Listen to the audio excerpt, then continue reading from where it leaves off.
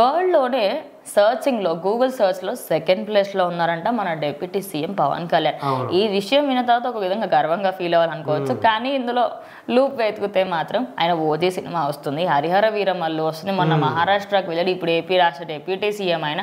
ప్రతి దాంట్లో ఆయన పేరు మోడీ ఆంది, ఆయన తుఫాన్ అని చెప్పారు.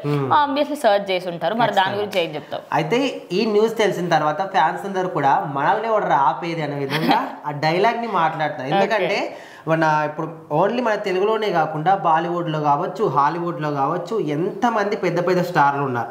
సో వీళ్ళందరినీ కూడా వెనక్కి నెట్టేసి సెకండ్ ప్లేస్లో, అంటే ఇది ఓన్లీ మన తెలంగాణ కాదు, ఆంధ్ర కాదు, మన దేశానికి కాదు, వాళ్ళలోని గూగుల్ అంటే వాళ్ళు మొత్తం కూడా ఉంటుంది కాబట్టి గూగుల్ సెర్చ్లోని సెకండ్ ప్లేస్లో ఉన్న డిప్యూటీ సీఎం పవన్ కళ్యాణ్.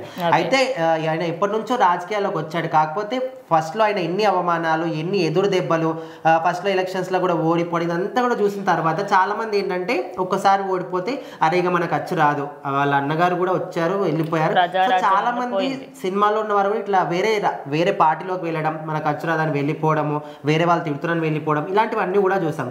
కానీ అట్లా కాకుండా స్వయంగా వచ్చి ప్రజల కోసమే నేను ఉంటానని, జనాల కోసం ఉంటుందని జనసేన అనే ఒక పార్టీ పెట్టి ఎన్ని ఒడిదుడుకులు వచ్చినా కూడా దాంట్లో మాత్రం నెగ్గుకుంటూ వచ్చి సో ప్రజెంట్ ఆయన డిప్యూటీ సీఎం హోదాలో ఉన్నాడు. మిగతా ఇంకా 5 శాఖలకు కూడా మంత్రిగా ఉన్నాడు. అది కాకుండా కేంద్రం కూడా పవన్ కళ్యాణ్ని గుర్తిస్తుంది అనమాట, ఒక ముఖ్యమైన స్థానాన్ని ఆయనకి ఇస్తుంది.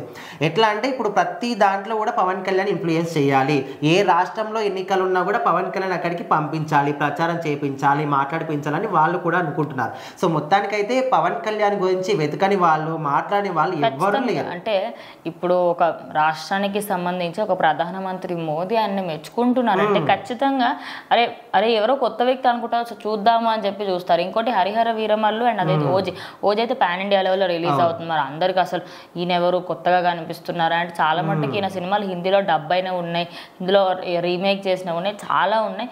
సో ఆయనకంటూ ఒక క్రేజ్ ఖచ్చితంగా ఉంది. సో అది ఓజీతోని హరిహర వీరమల్లుతోని ఆయన క్రేజ్ ఏంటో మళ్ళీ నిరూపించుకుంటారు. సో ఓవరాల్గా గూగుల్ని కూడా ఆయన వదలకుండా గూగుల్లో టాప్ 5లో సెకండ్ ప్లేస్లో ఆయన ఉండడం మాత్రం నిజంగా ఒక విధంగా గర్వకారణం అని అనుకోవచ్చు.